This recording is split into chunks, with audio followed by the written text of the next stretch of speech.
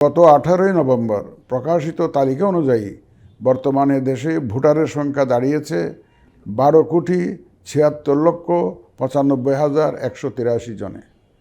এর মধ্যে পুরুষ ভোটারের সংখ্যা 6,48,14,907 জন এবং নারী ভোটারের সংখ্যা 6,28,79,042 জন।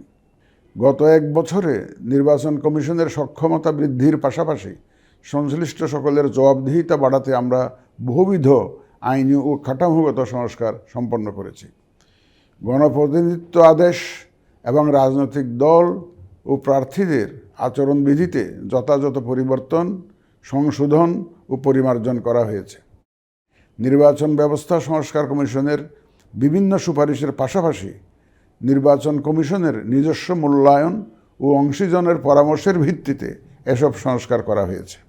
এই উদ্যোগ সফলভাবে সম্পন্ন করতে সহযোগিতার জন্য আমি অন্তর্বর্তীকালীন সরকার, নির্বাচন ব্যবস্থা সংস্কার কমিশন ও জাতীয় ঐকমত্য কমিশন সহ সকল অংশীজনদের জানাই আমার কৃতজ্ঞতা।